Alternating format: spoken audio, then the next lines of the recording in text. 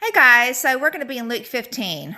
So here we go. A certain man had two sons, and the younger of them said to his father, Father, give me the portion of goods that falleth to me. And he divided unto them his living. Not many days after, the young son gathered all together, took his journey into a far country, and there wasted his substance with riotous living. And when he had spent all, there arose a mighty famine in that land, and he began to be in want. And he went and joined himself to a citizen of that country, and he sent him into his fields to feed the swine.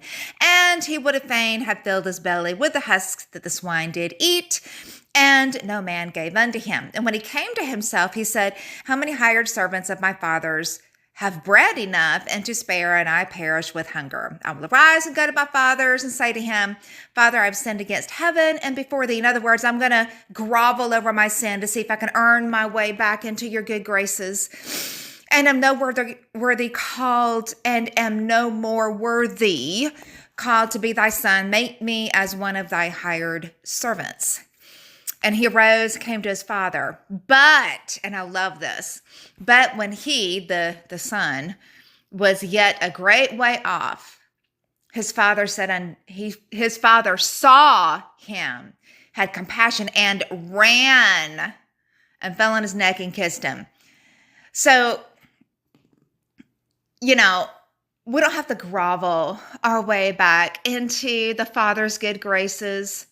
All we have to do was, just as the Israelites did in the wilderness, the serpent on the pole, just look and live.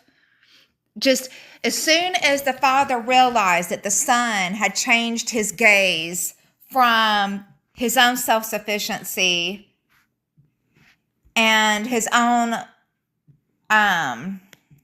wanting to do things his own way, be it seemingly riotous living, or as the older son trying to be religious, as soon as we are brought toward the end of ourselves, when the Lord sees that we come to our senses, that we realize, gosh, I can't do this, and our perspective changes, he runs towards us. So it's like, as soon as we realize we need to focus on him, and we change our gaze and we look at him instead of ourselves, that's it. He just comes and there's no groveling. Everything's under the blood. It's all crucified. There's no groveling when you've made mistakes. Groveling isn't going to make you earn favor with the Father.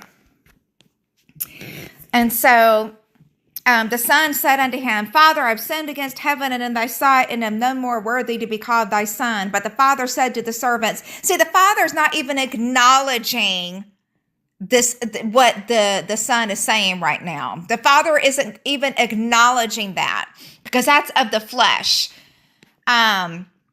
Because Jesus has already borne our sin for us, right? So there's no acknowledging the flesh. There's no acknowledging any groveling. But the father said to his servants, bring forth the best robe and put it on him, and put a ring on his hand and shoes on his feet. And bring hither the fatted calf and kill it, and let us eat and be merry. For this my son was dead and is alive again. He was lost and is found. And they began to be merry. All right, but the story isn't over yet. Now his elder son was in the field. And as he came and drew nigh to the house, he heard music and dancing. And he called one of the servants and asked what these things meant. And he said unto him, Thy brother is come, and thy father hath killed the fatted calf, and because he hath received him safe and sound. And he, the older brother, the legalist, the Pharisees, those of us are out there, they're working, that getting their brain and just working real hard to please the Lord, He was just getting all angry and would not go in. Therefore came his father out and entreated him. And the older son said to his father, Lo, these many years do I serve thee, neither transgressed I at any time thy commandment, and yet thou never gavest me a kid that I might make merry with my friends. But as soon as this thy son was come, which hath devoured thy living with harlots, thou hast killed for him the fatted calf. And the father said unto him, Son, thou art ever with me, and all that I have is thine. Like, you could have always just enjoyed me. I was always there. I was always available for you to be merry and for you to enjoy. And so the father continues, it was meet that we should make merry and be glad. For this thy brother was dead and is alive again and was lost and is found.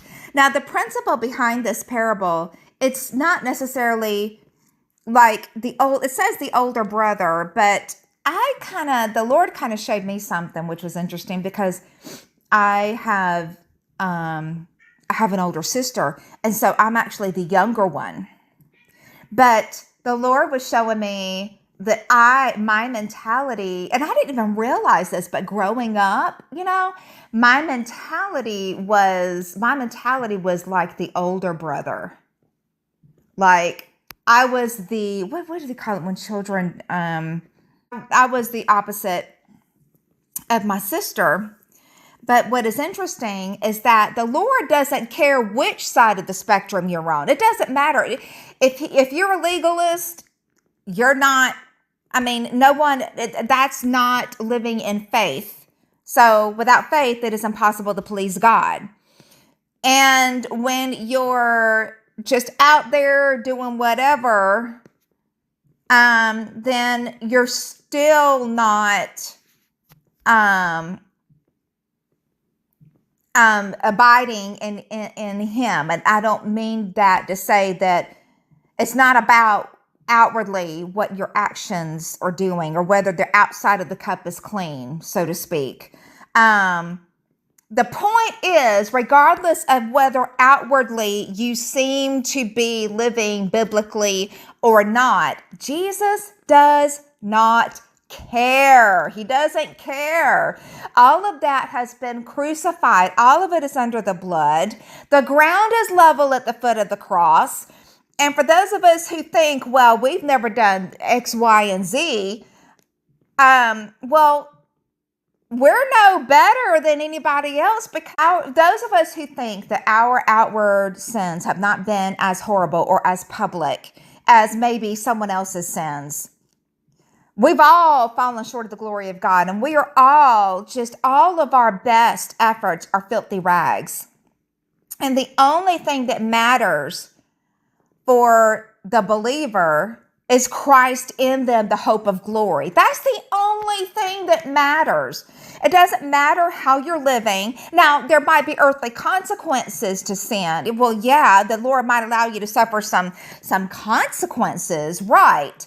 But as far as the way He looks on you, if you believe the gospel, whether you realize it or not, whether you have learned to apprehend or not, you are complete in Christ. And in Him, in Christ, dwells the fullness of the Godhead bodily. When Jesus looks at you, the believer, He doesn't care about your actions. He cares about His Son in you. In Hebrews, He speaks in Son. It's all about the Son. And it's not about, like, from the perspective of in this story, the older brother. The older brother was full of sin consciousness. That doesn't get you anywhere. It's about being son consciousness, capital S-O-N, son conscious, not sin conscious. And for someone who might be entangled and ensnared in sin, what's the answer for that person? Point them back for them, if they're a believer, you point them back to Jesus. You point them back to who they are in Christ. Christ in them, the hope of glory. So I realized that I had always looked at the story like, okay, the older son represents the legalists and the Pharisees, and that is true. But what I didn't realize is that in my life growing up, in the natural coming up as a kid, teenager, whatever, I was also the older son. I did not realize it, but I thought that maybe I had certain points with God because I didn't do this or I didn't do that. Whereas that that's chaff in the wind. That's that men in the flesh cannot please God. That was me looking to myself, trying to bring something to the altar from the cursed flesh, just like Cain attempted to bring something to God, bring an offering to God from the cursed ground. Well, our flesh has been crucified and cursed and done away with. We're dead. Those of us who believe the gospel, we are dead in Christ. We have been buried with him in the baptism of his death. We've been crucified with him. We've been buried with him. We've been raised with him to newness of life, with him in us as a life-giving spirit.